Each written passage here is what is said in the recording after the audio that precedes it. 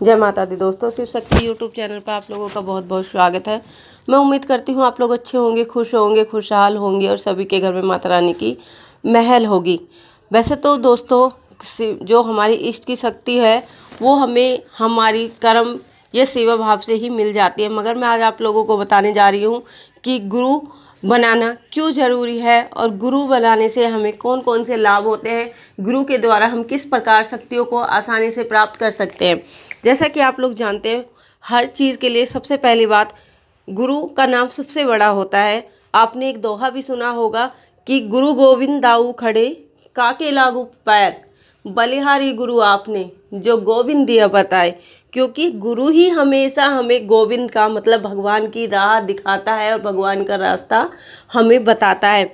बिना गुरु के हम ना तो आज तक आगे चले हैं और ना ही आगे चलेंगे, क्योंकि गुरु भगवानों ने भी अपने गुरु बनाए हैं। भगवान श्री राम के भी गुरु थे, तो सभी प्रभुओं ने अपने गुरु बनाए, उनसे दीक्षा ली है, उनसे शिक्षा ली है, जब भी वो अपनी ज़िंदगी में अपने हर कर्म में वो सफल हुए हैं। तो मैं आज आप लोगों को बताने जा रही हूँ कि गुरु शिष्य को क्या क्या चीज़ें प्रदान करता है, किस तरह गुरु बनाने से एक भगत की मदद होती है, एक शिष्य को किस प्रकार उसकी मदद होती है।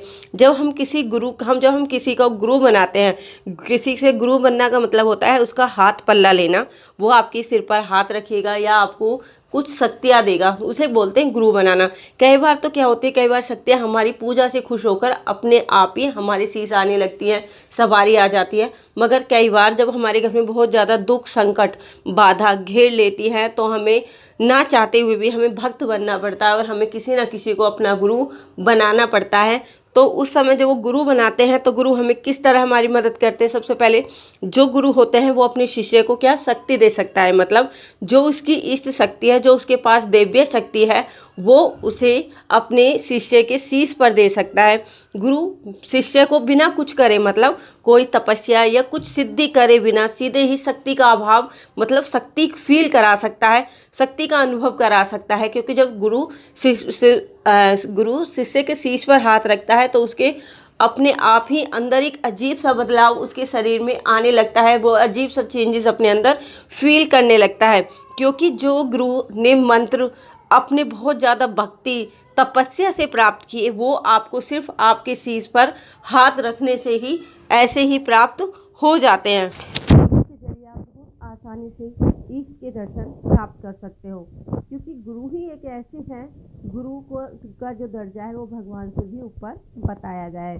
गुरु हमारे सातों चक्रों को जागृत करने में हमारी मदद करते हैं, हमारी सहायता करते हैं, जिससे कि हमारे जो शरीर के सातों चक्र होते हैं वो जागृत हो जाते हैं और हमारी जो इस तरह वो हमारी मदद करते हैं। गुरु शिष्य को अपना देवता, मतलब जो गुरु के शीश पर जिस चीज़ की सवारी आ रही होती है, या तो गुरु उसके दूध अपने शिष्य को प्रदान करते हैं, या फिर ये नहीं कि उनके जो जैसे कि आप जानते हो, जब कोई गुरु होता है, गुरु के पास बहुत सारी शक्तियाँ होती हैं, तो उन शक्तियों में से वह अपने दूध के रूप में आपको कोई चीज़ प्रदान कर सकता है।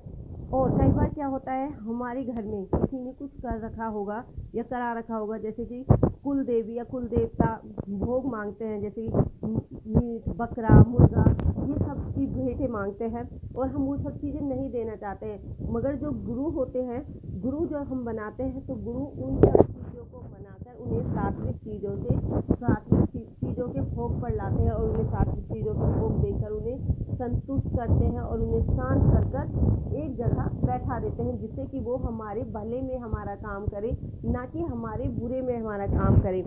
ये सब गुरु के द्वारा होता है। आप चाहे कितनी ही कोशिश कर लो अकेले, अगर एक बात सिंपल सी है, हमें पता नहीं कि हमें भक्ति के मार्ग पर कहाँ जाना है और हम दिन रात पूजा पाठ कर रहे हैं, हम सोच रहे हैं कि हमने बहुत अच्छे से किया है, मगर हम जाने अनजाने में अगर छोटी सी भी चूक हो गई, हमें उसका राह कौन दिखाएगा कि तुमने कोई किस तरह की गलती की है।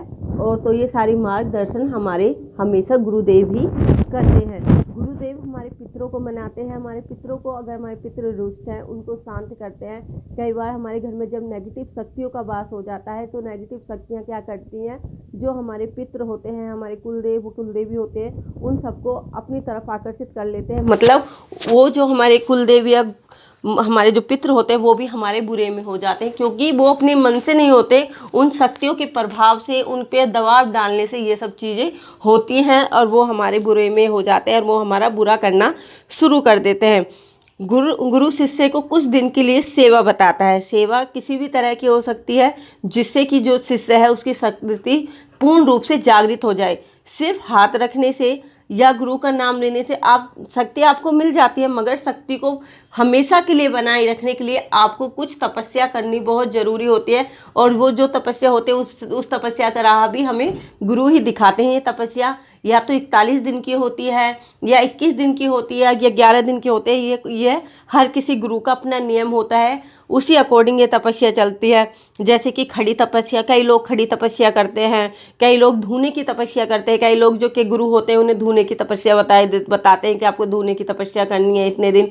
कई झूले की तपस्या करते हैं। और अमर सिंह पवन वाले आपने देखे होंगे, वो जो गुरु होते हैं वो हुक्के वाली तपस्या होते हैं कि दिन में आप कितने हुक्के पिला सकते हो बाबा को, 5, 7, 11। जब तपस्या पर बैठते हैं, जब उनका 1.25 महीने का अखाड़े से पहले जो टाइम चलता है उस टाइम पर आप जितने ज़्यादा बोलते हैं कि जितने ज़्यादा आप उनको हुक्के पिलाओगे तो उतने ज़्यादा उनके जो इष्ट देव हैं वो बहुत ज़्यादा खुश होंगे और आपको शक्तियाँ देंगे।